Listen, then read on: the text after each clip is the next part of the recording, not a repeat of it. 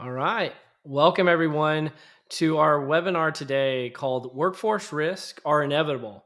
If workforce planning sits solely with HR, organizations won't survive. Now, I know that sounds a little hyperbolic, but today in this webinar, we're going to be talking about the seismic shifts that are going on in the labor market. There are fewer workers, there's more demand for those workers, and skills and jobs are changing very quickly. And so we need to focus on making workforce planning an organization wide priority and help organizations in doing so. I'm joined today by some really great folks that are here. But before we get into introductions, let's share a quick poll with you as the audience. And I believe that should be showing up somewhere on your screen.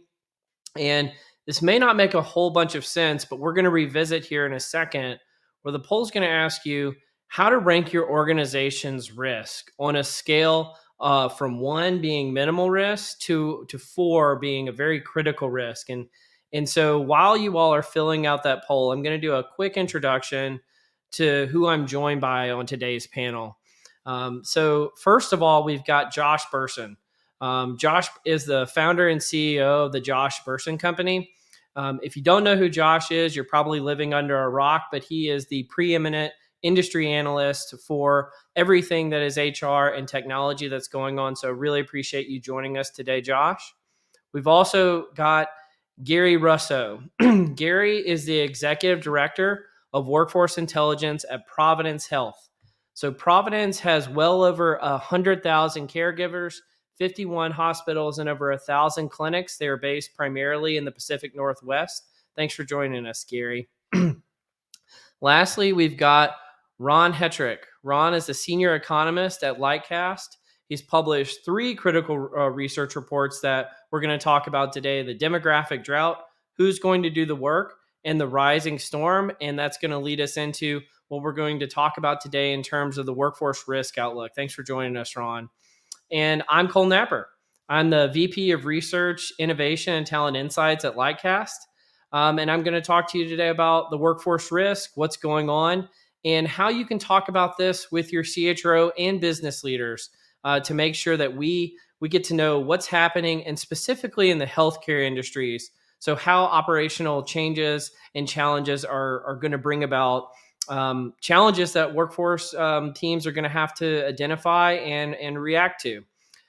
So let's get started. But first, let's take a look at those poll results. So how would you rank your organization's risk? All right. So it looks like we have 52% of people have put their risk at a 2. So that would be more on the minimal side of things. We've got 35% at a 3, only 5% at a 4, and 5% at a 1. So I will be very curious as this conversation goes along to see if any of those scores change. But to tee this up, I'd like to bring Ron in here. And maybe, Ron, you published The Rising Storm maybe a little bit about a year ago. Can you explain what The Rising Storm is and what that line of research brought about? Yeah, basically you have a report back in 21, demographic drought, where we start looking at this massive surge of boomers that are entering retirement, and the fact that we really didn't have many children back in the 70s and 80s and 90s, and how we've never seen this ever in our entire history. So you have, what we're gaining is a very large dependent population with a workforce that is kind of thinning out. So you can kind of think of it as a tree that's exploding on the top side, but the trunk of the tree just doesn't have enough people to kind of support this ever increasing amount of people that we're going to need. They're going to need services. They're going to need healthcare. They're going to need food. And yet those are the kind of occupations that we really don't have a lot of in this country. Yeah. Let's get into the slides here. So what's going on at the labor market at this moment? And can you kind of introduce us to what's happening? Yeah, it's really an incredible thing to see. You have boomers who came into the job market in the 70s, 80s, early 90s.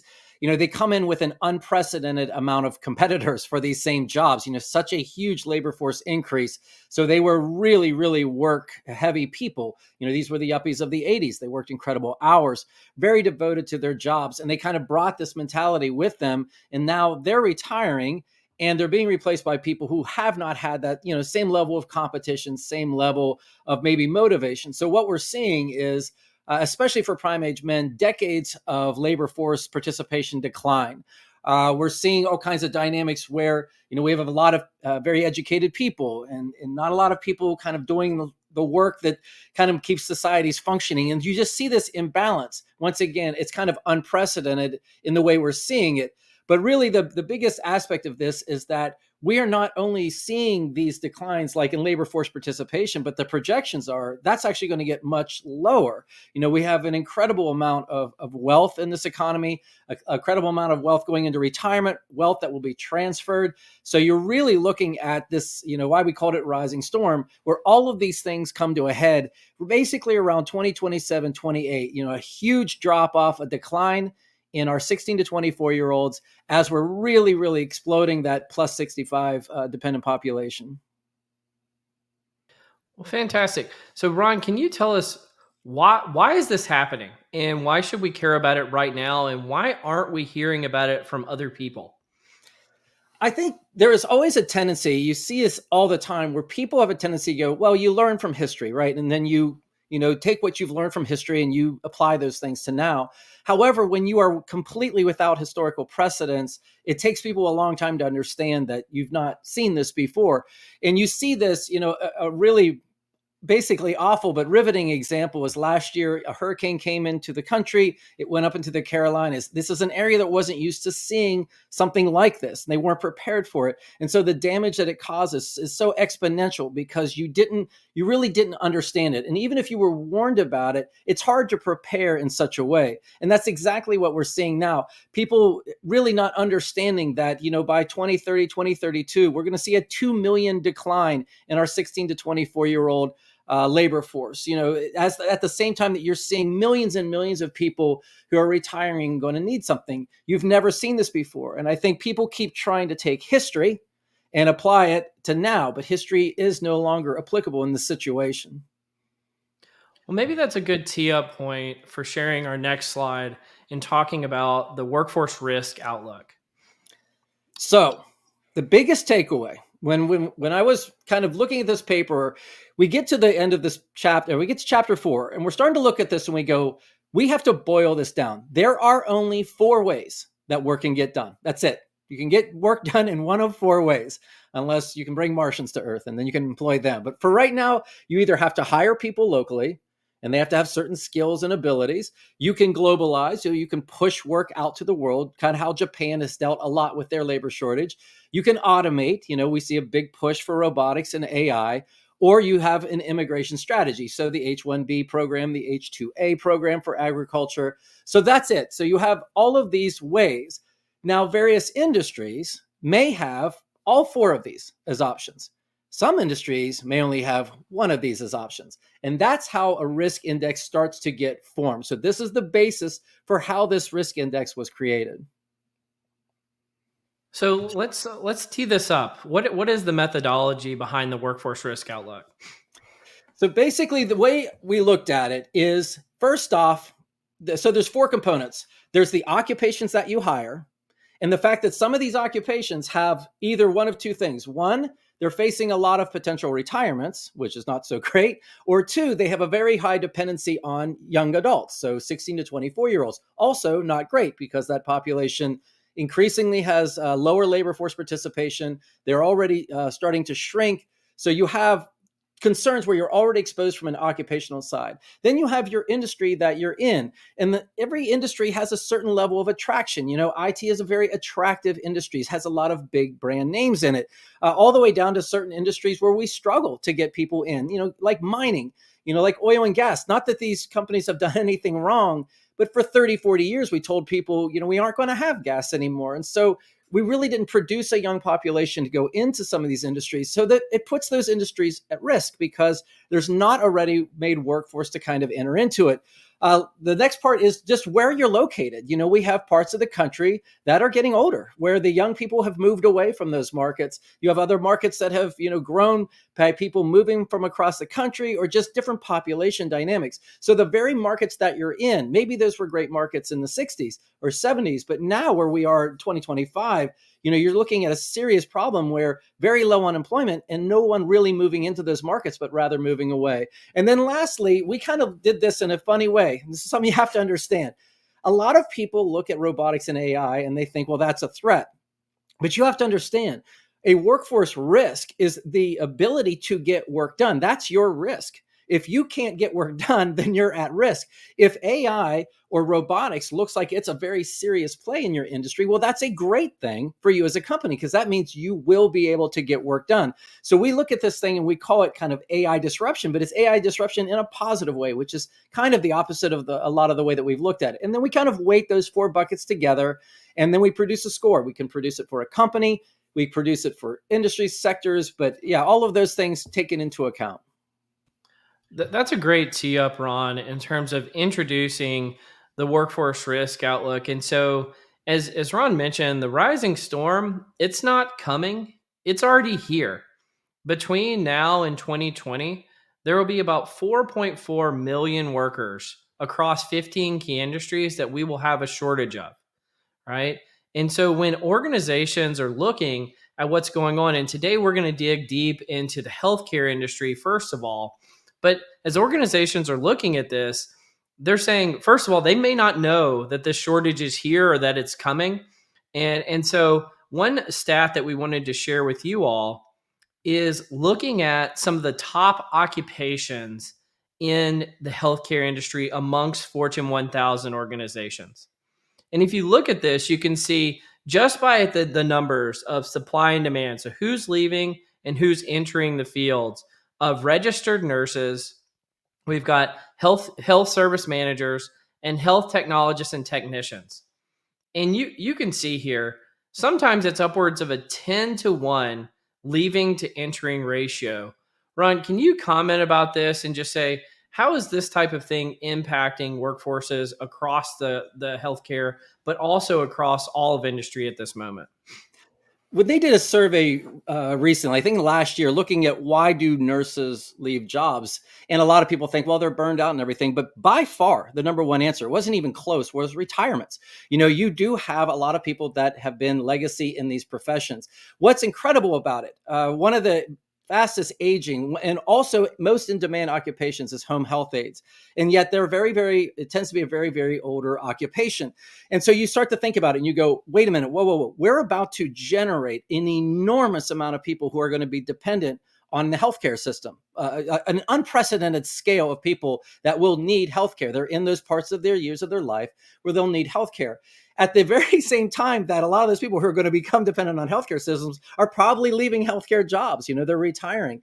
So that's where you say, look, we need mega multiples of what we have coming in to account for what we're losing, because you're actually gaining in the demand as well. So it's actually a problem that multiplies on itself very dramatically. And basically it's a call to action to say everything that you've known to this point about, something like hospitals, an emergency room, the amount of beds per nurse, all of those things have to be rethought now because it may not be practical anymore. No, that's such a great point here. And just to tee it up for the audience. So the workforce risk, one of the top criticisms we got for the rising storm, which was a good criticism, was, okay, you've told me that this storm is coming, but how is it going to impact me? And so what we did is we scored the top Fortune 1000 organizations, but that data is not just accessible for those Fortune 1000. And we'll share this with everyone who's attending after the presentation. We've actually scored about 10,000 organizations behind the scenes. And so if you're wanting to learn more about the risk associated with your particular organization, you can reach out to us here. But this is a really critical problem at the C-suite level. And so I'd love to bring in Josh Bersin to talk about some of the work that you've done, Josh, with CHROs, but I believe Sure. you've even done work in the healthcare industry and even with Providence Health as well. Yeah, it's a really interesting topic. And on the one hand, there's the big demographic risk, but in certain industries, it's much more acute in particular job titles and job roles.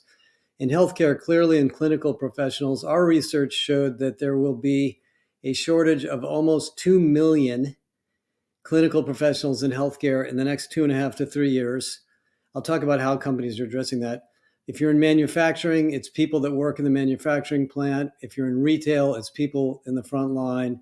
If you're a semiconductor company, it's people that can operate the semiconductor equipment. Because the interesting thing, if you're sort of a little bit older like me, we have had a 4% roughly unemployment rate for now multiple years. That used to be considered an exceedingly low rate of unemployment, but we're just sort of used to it. Yet the total number of workers in the United States is barely going up. So the real issue of how you deal with this demographic drought or skills drought, I mean, you can look at it as a shortage of skills or a shortage of human beings, it's really both, is rethinking the way you run your company. So if we go to the next picture, you guys, traditionally, the way most of us were managed and learned how to run a company was when you want to grow the company, you hire more people. And the more people you hire, the faster you can grow. The more services you can deliver, the more products you can engineer, the more salespeople you have, and so forth. In a world where there may be a fixed number of people you can hire, and there is a lot of automation, obviously, with AI, we need to think about the world a little bit different. Recruiting at the bottom left is sort of the simplistic way to grow. The more complex way to grow is to reskill the people in the jobs to get productivity from people in the company, or maybe move people into healthcare. By the way, in healthcare, this is a huge opportunity that you're going to hear about. To retain the people who are leaving, because sometimes the reason you're hiring people is you're losing a bunch of people, and maybe you're underpaying them, or they don't have enough flexibility, or they don't have childcare, or maybe there's something else going on in your company that's forcing them to leave. And then the fourth is to redesign the work itself, which is really the big topic about AI and in healthcare as well. How do we redesign the role of the clinical professional so they don't have to do scheduling or administrative work or typing things into a form that take their time, so they can spend more time with patients? And as you can see in this picture, there's lots and lots of things you can do that don't require only recruiting. Now, the problem we have is these four things are done by different groups in the company. Traditionally, the recruiting department, that's all they do is recruit. By the way, they should be recruiting internally, not just externally, and that's a big topic. The reskilling department's another group. The redesign group is usually in the business, not in HR at all. And then the retention group is over in comp and benefits. So a lot of what's going on in healthcare and other industries that are really feeling this acute shortage is what we call systemic HR, which is looking at all four of these things in an integrated way around the roles that you really need to go out and solve the problem of scale and growth without necessarily assuming we need more heads to do this. So this is a big change in the way we think about organizations. And I would also add that all of this work that's going on in the federal government, whether you like it or not, the DOGE stuff, is in some sense sort of an emblematic example of what businesses are doing to try to figure out how to better use the people we have to improve productivity and growth. Now, if we just go, I think we have one more slide. Is that Cole? Yeah. So in the healthcare industry. Okay. Oh, yeah. Here we go. So it turns out, for those of you that are in healthcare, but even for those of you that aren't, we found, and when we've done this now in, I think, 12 industries, the healthcare industry is actually the most innovative of all, because they've had this issue more acutely than most other industries. Companies like Kaiser have built nursing academies to develop nurses from scratch. Lots of companies do what we call career pathways, where they take people who might be in ambulatory roles and they teach them how to be in more clinical roles. All sorts of flexibility programs to allow healthcare workers to bring their kids into the hospital for healthcare, so they don't have to go home and take care of them, and they can spend more time working, more flexible hours. I know Providence has done a lot of work, and you'll probably hear more about this, on AI-driven scheduling to make sure that the schedules are optimized so we get people to work in the most productive times of day for them. And there's lots of things you can do, obviously, to improve the operations in a hospital. In fact, one of the people that works for me used to work at Kaiser Permanente, and she told me when they looked at the productivity of the clinical professionals in the hospitals, they found that the biggest problem wasn't the skills, it was where the equipment was located and all the time they were spending moving heavy equipment around from place to place in the patient's rooms. And so they ended up rearranging the actual physical facilities to make the nurses more productive. So I think it's really great that we're going to talk about healthcare today, because it's an example of an industry that's just adapted to this shortage as sort of a normal course of life in the really important industry that they're in. Yeah, Josh, can I ask about that? Because the fear that I have, and this isn't just for healthcare, but I suspect it is particularly an issue in healthcare, is what I'll call crying wolf from HR. And so HR may have been saying for years, oh, this big problem is coming down the pike. C-suite, you better be ready for it. Oh, this other big problem, not the one last week that we talked about, is the big problem coming down the pike. How how do we communicate to the C-suite to let them know that this really is the wolf that we should be scared of?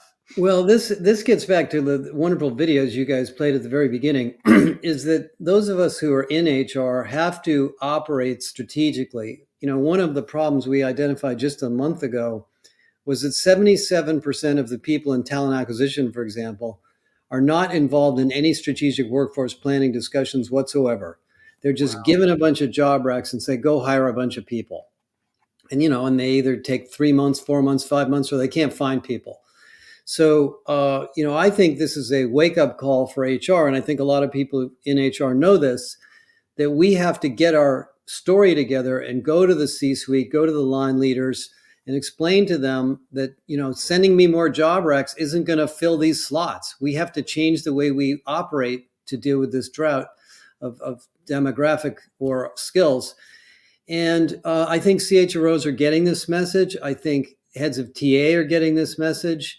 And I think all of you have to sort of think of yourself as a consultant, not just a recruiter, and say, maybe recruiting appears to be the solution to the problem, but there could be other ways we could solve this problem of capacity besides that.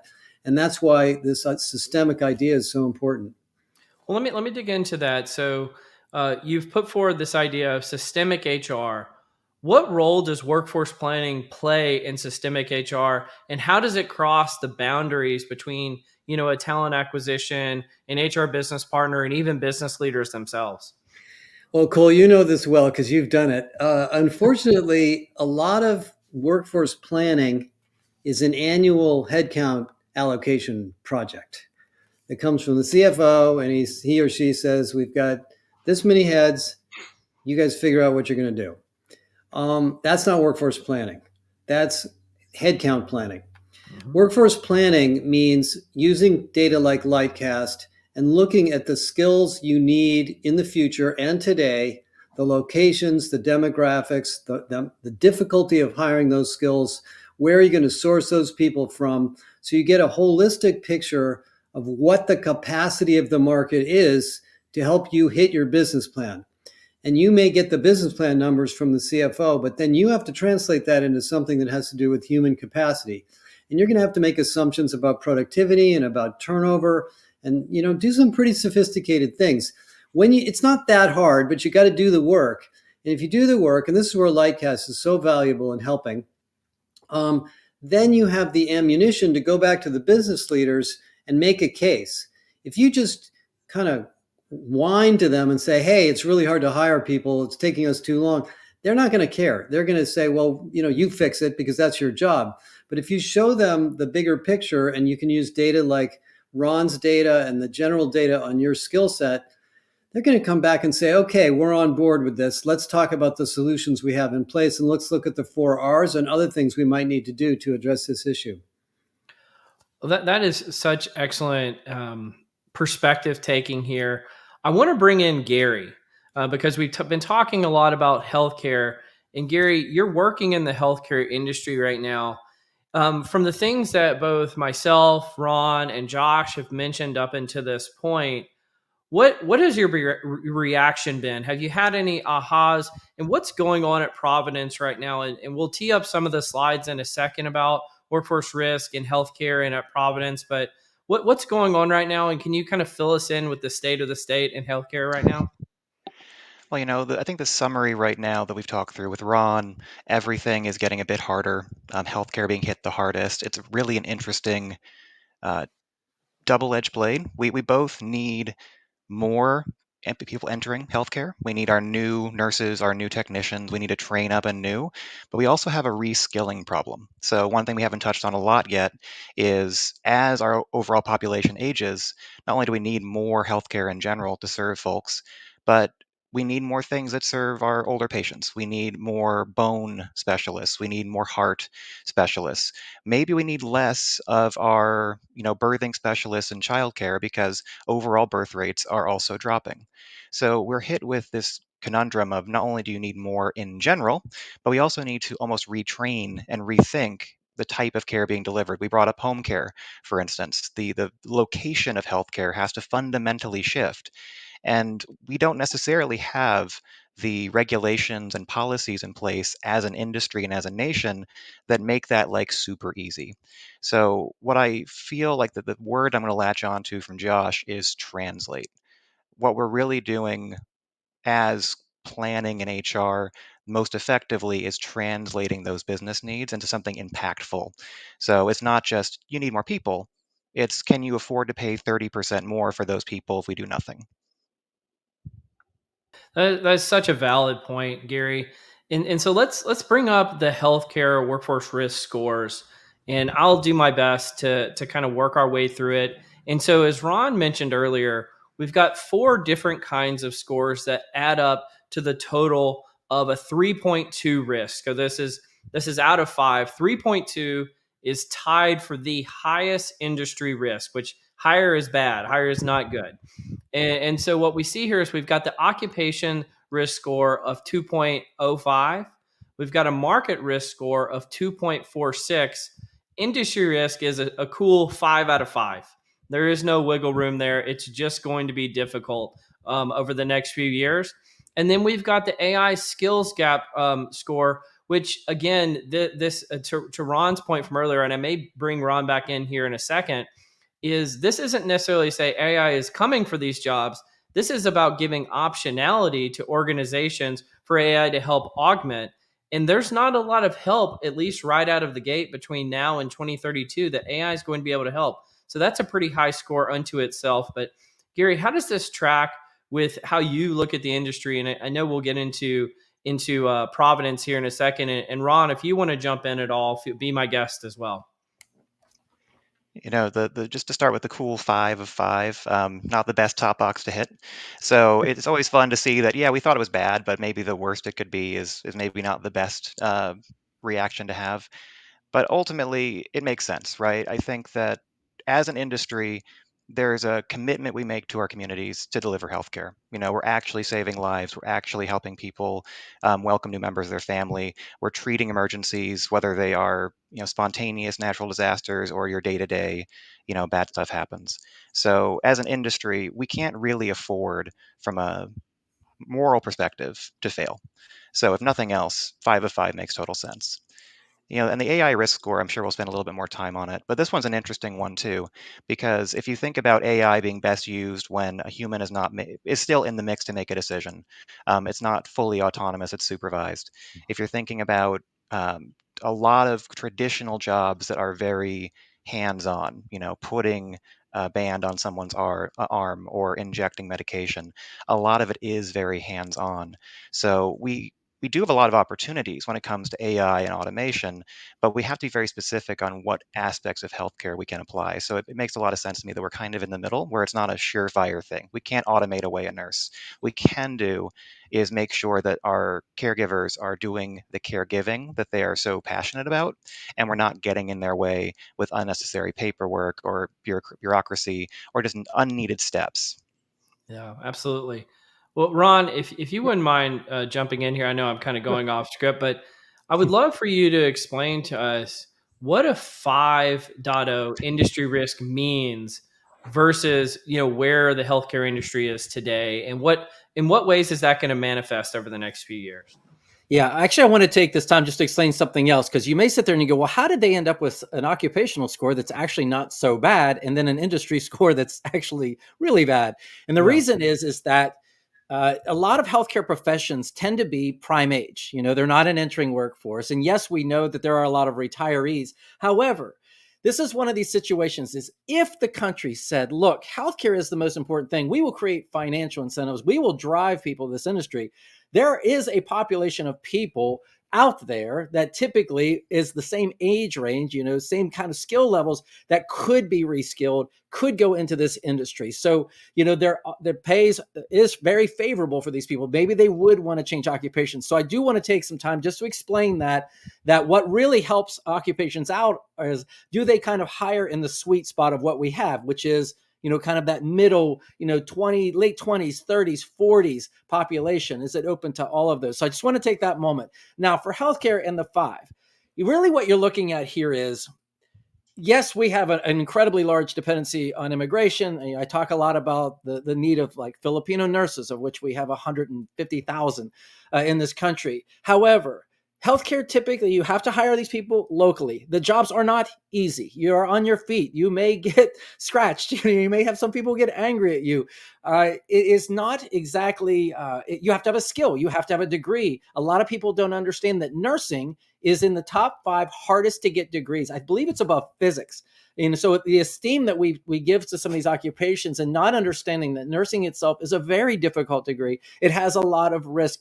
A lot of those things that keep people inherently from wanting to go into that career. So that's why that's how that 5 exists. And I think construction is our only other 5. Why? You have to be local. You have to have a skill set, because that skill set, if not done correctly, can injure yourself or injure others. No, that's fascinating. So with that as context, let's go ahead and pull up the Providence Health score. And so what we see here, just for recollection, the overall health score was 3.2, and Providence is a 3.83. Gary, I'm not trying to make you cringe here. But what we see is obviously same industry. So you're going to see that 5.0 industry risk score, but 3.98, which again is a little bit higher than the overall market risk for healthcare. Occupation risk a little bit higher, and the AI skills gap score a little bit higher. So before we dig into the methodology, and I maybe bring Ron back in a second to talk about this, what were your first pass reactions when you saw this, Gary? Does it track with what you know about the data that you see internally? And what discussions is it leading to internally at Providence? This, all in all, I think it was not too surprising. Um, Ultimately, any score in my mind, as I was reviewing kind of the methodology, above about a 2 is worth considering. So a couple of decimals here and there. Ultimately, if we think about your business in particular, and we think about Providence, we're positioned along the West Coast in some of the most expensive markets in general, not just for healthcare.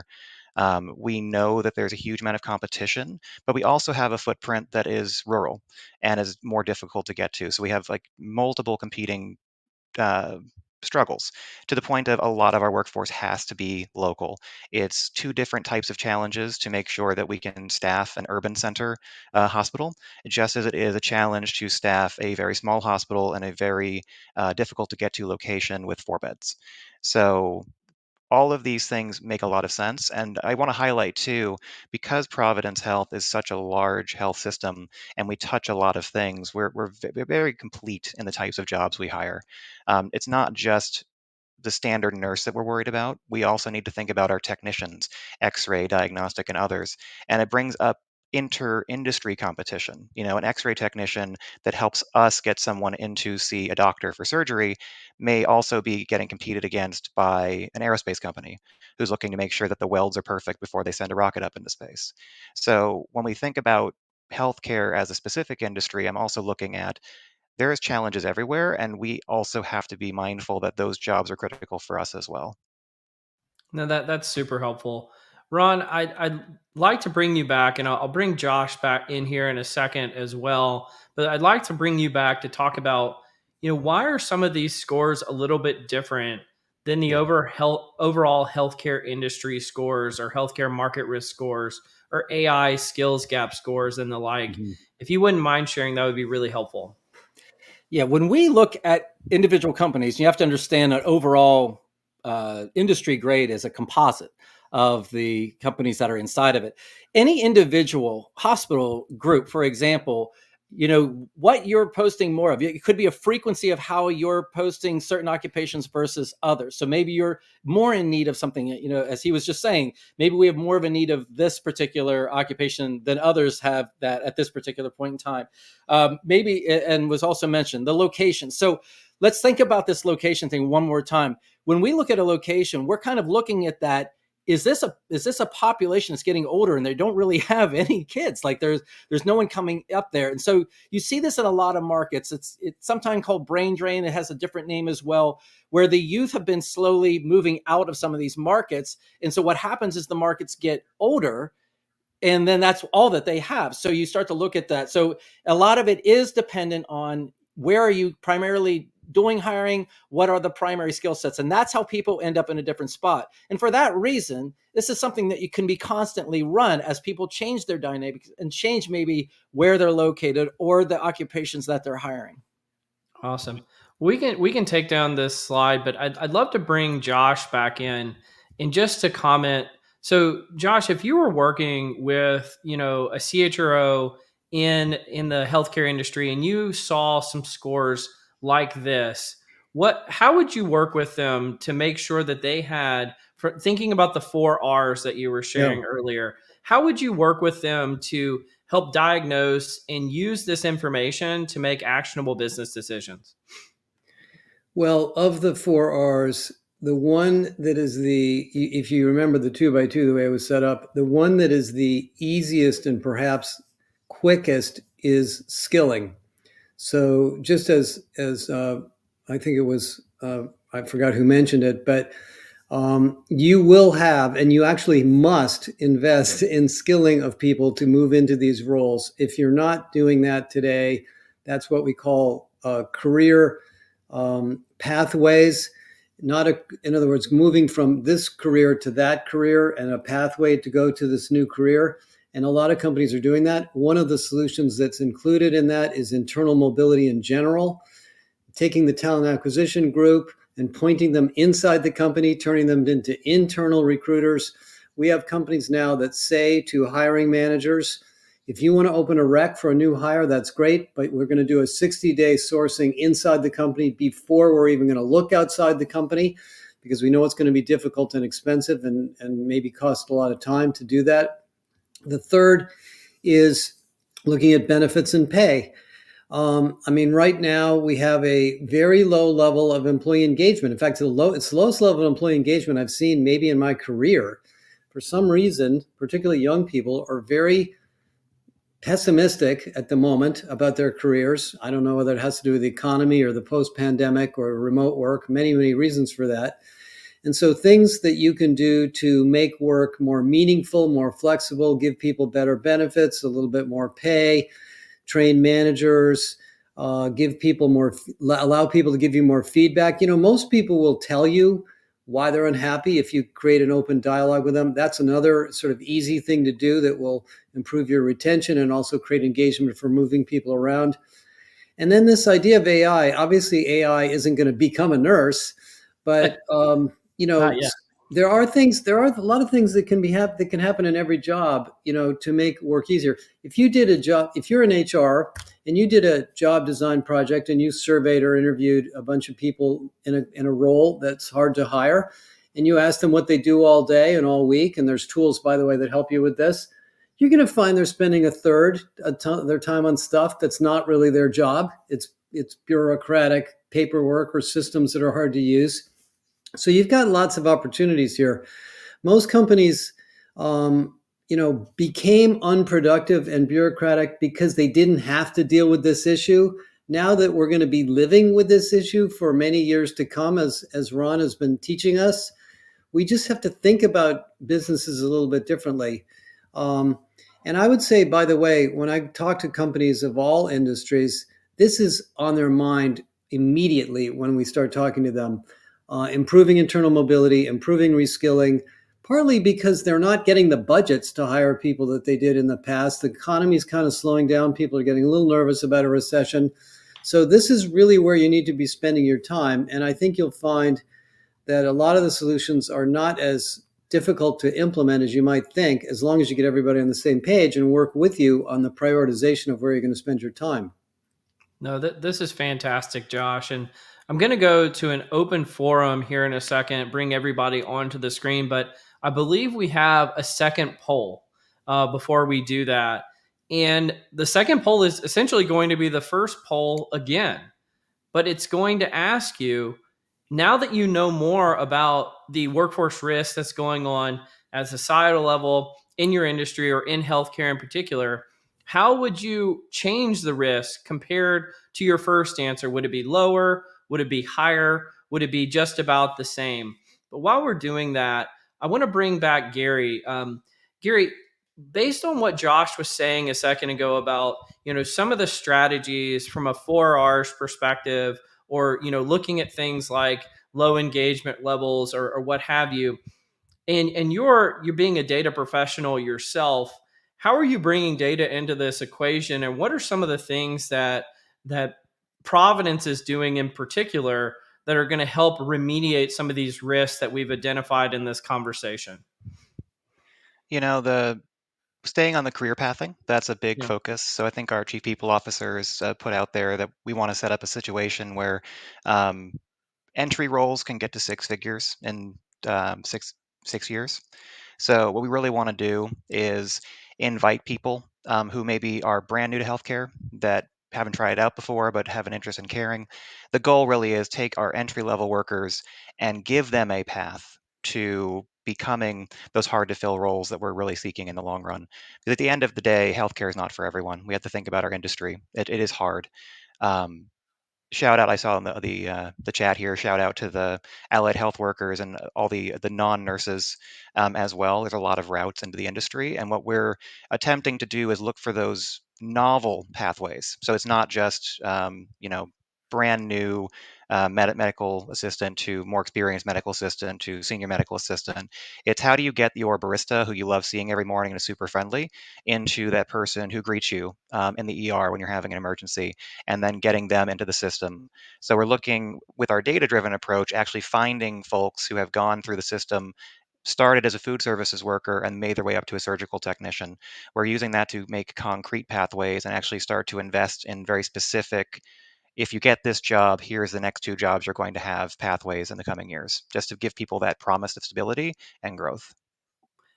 So I'm curious, Ron, I know you've got a perspective on this, because when we think about the market risk score, if an organization is to pull from fast food or from some other industry into a healthcare industry, what does that do to the market risk, and what kind of cascading implications does it have? This is where it gets really interesting. And this is another aspect we think people really haven't thought through implications. So one of the exercises that we talk about in Rising Storm, talk about it every time that I'm speaking live, is that, every year they're expecting maybe we could get about 177,000 net new, like non-degreed people added to the labor force. But there's 1 million job openings right now in this country that don't require a college degree. They're construction, they're in the food industry, they're in the healthcare industry, they're in community service like cops and firefighters and auto repair people. And you go, well, which one of those don't you want?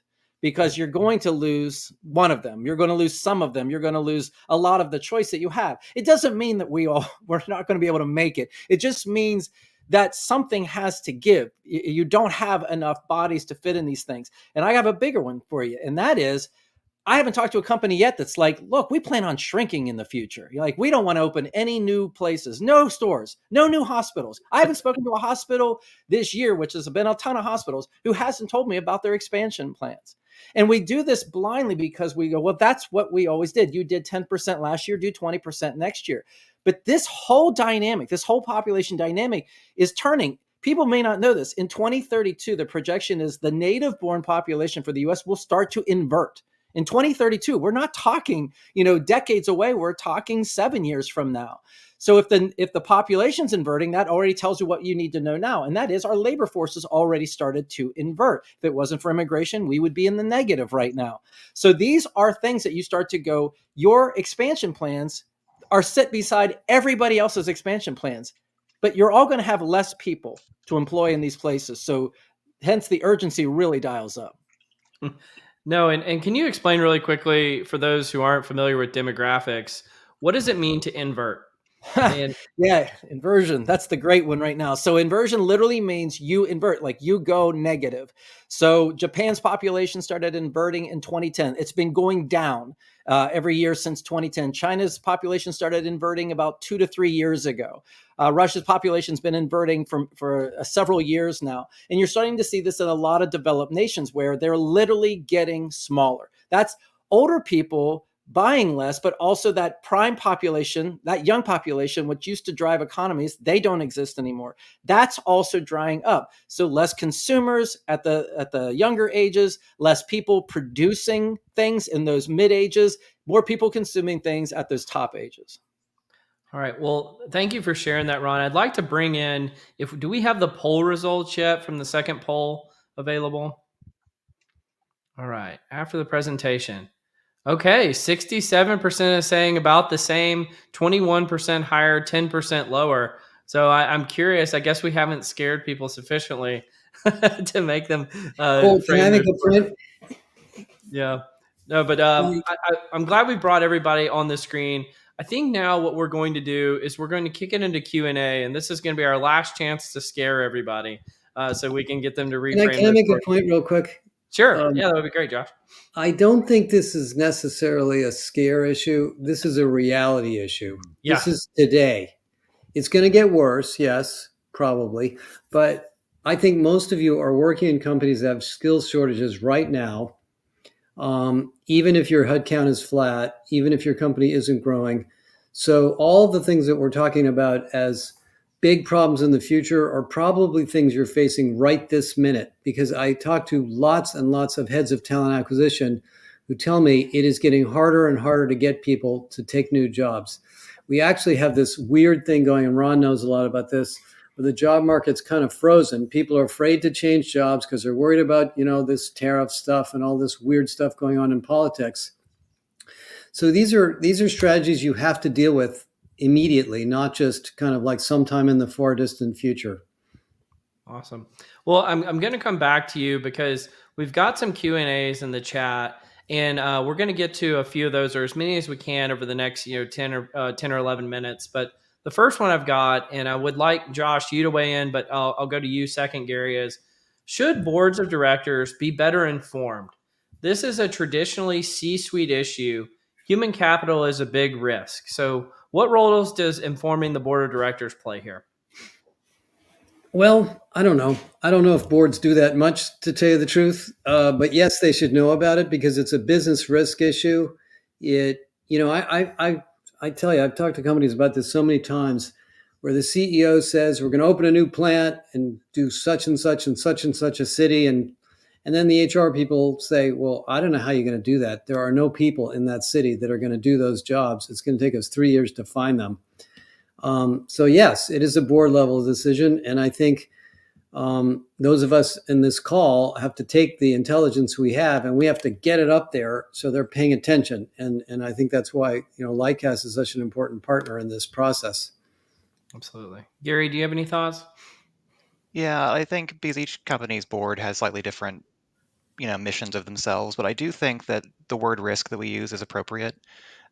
Where I think it makes most sense is if there's a huge strategic shift that needs to happen that the C-suite is really confident about, that the workforce impact is considered, and then the likelihood of it achieving it is kind of part of that conversation. So if it's like, hey, we're going to shrink, we see no risk there, then that's a different conversation than we're just going to double our headcount. Okay, cool. Like what is in place to make that possible? So I think that maybe is the middle ground. Awesome. The next question I've got is probably for you, Ron. What are the sectors or the types of jobs that are in hiring demand the most right now? Wow. In hiring demand, well, obviously healthcare is still very, very strong. We still have a lot of, I mean, there's just a lot of hiring in general.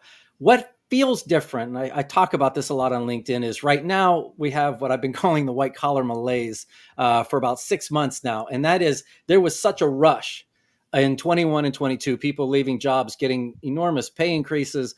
It was driven a lot of private equity in the market. We saw a mid-market explosion in hiring, and then that money all left the market, and so all these mid-market companies started, laying people off or just froze their hiring, and it made for a lot less fun environment. If we look at the unemployment rates in these professional occupations, they're still historically very low.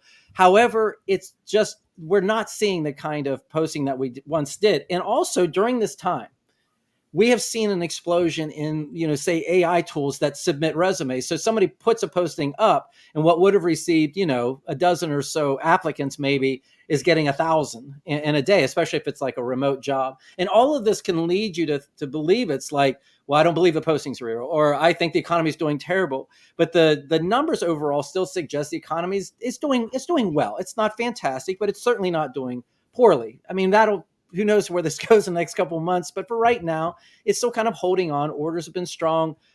Retail sales stronger than you would ever think that they were when you look at the actual data.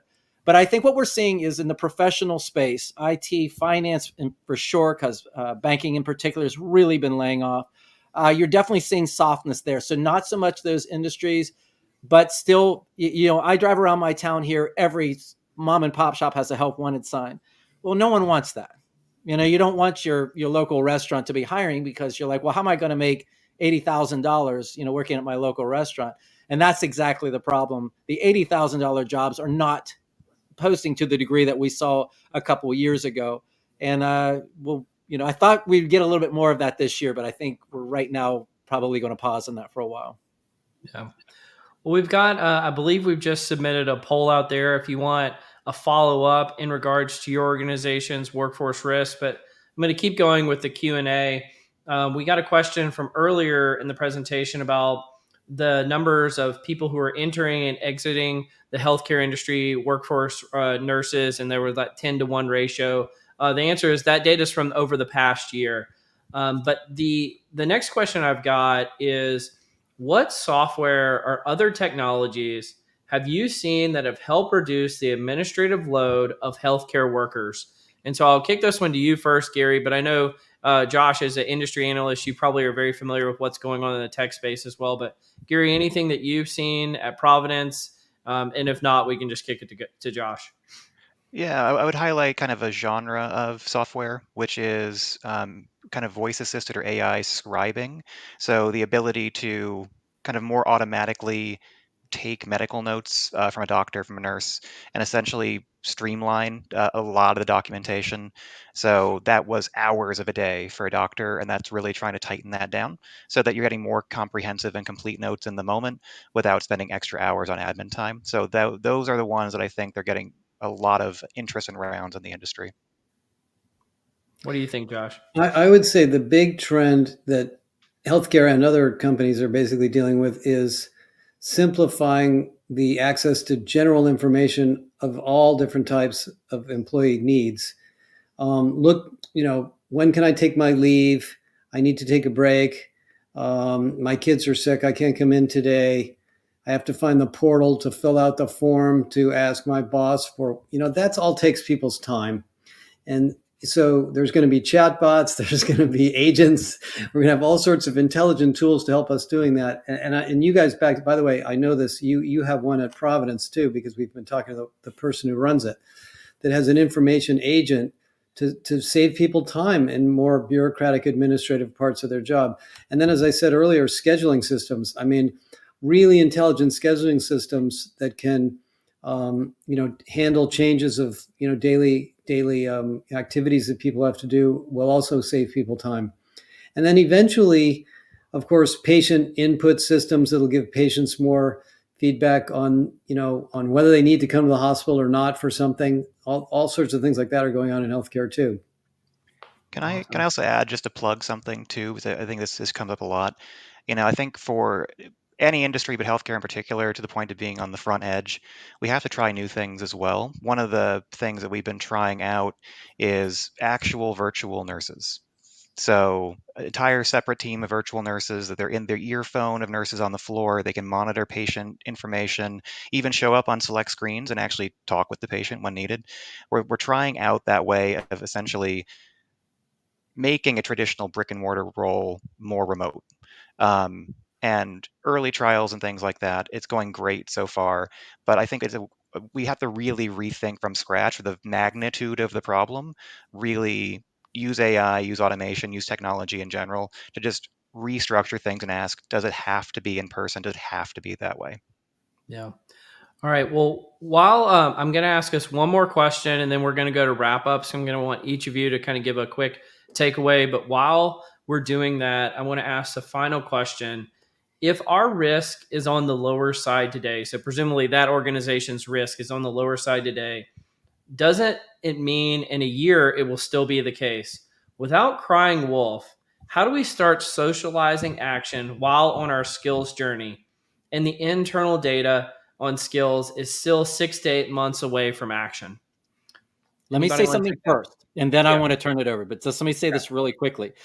If you are at lower risk, it means that when you look at these ways of doing work, that you have many options. Now, if you didn't explore any of those options, you're now back at a really high risk. Just because you have options available to you doesn't mean that you necessarily have a plan to take advantage of those things. So no matter where you sit on this risk score, it just basically is a matter of saying the level of urgency, the amount of planning that you're really going to have to do to address these things. But it doesn't excuse anybody away from saying, oh, I'm not at risk. I'm just going to sit here and lay out in the sun. Any thoughts there, Gary or Josh? I mean, I'll tell you the one thing, Gary mentioned this, and that I believe, if for those of you that are HR or even workforce planning people, I would love the employees you have. They will tell you what they need to be more productive. They will tell you what can make work easier for them and what productivity improvements are possible. We may not know, sitting in HR or in corporate or wherever we may be, what those things are. And they will tell you what their issues are on turnover. Maybe, as somebody mentioned, one of the people mentioned on the chat, retirees that want to come back to work who are older might want to work part-time. So there's things out there, there's ideas that we haven't tapped into in a lot of companies that just need to be investigated here as we go into this shortage of skills and workers. Absolutely. And maybe closing, like, 2-second thought on that. I Sure. think that from a perspective of that, if everybody else is using AI and automation and alternate career paths, and if they're making it better for people, which is the design, then your risk becomes you're not doing that, right? Because it's going to be ideally a better place to work somewhere else. And maybe to quote Ron from a prior time I've heard him talk, you have to poach from somewhere. So your risk being the one poached from if you're not taking advantage of it. Absolutely. Well, we are coming up on time. So, and I think each of you have kind of given some good, tidbits or morsels for people to chew on in terms of the workforce risk. But I just want to wrap us up by saying, we'll be following up with a link to access this recording. So if you want to share it with anybody who wasn't able to attend today, feel free to do so. We're also going to be providing your a link so that you can assess your organization's risk score and a deep dive healthcare ebook. So this is going to be going through some of the prescriptive types of things that your organization in healthcare can be doing based on these risk scores, and a case study based on Providence by the Josh Bersin company. So I do want to say a real big thank you to Gary, to Ron, to Josh for attending today and being a part of this. So thank you guys so much for being a part of this Lightcast webinar about workforce risk aren't inevitable, but workforce planning can help out. So thank you guys for attending today. Thank you. Hey, thanks so much. Thanks, Cole.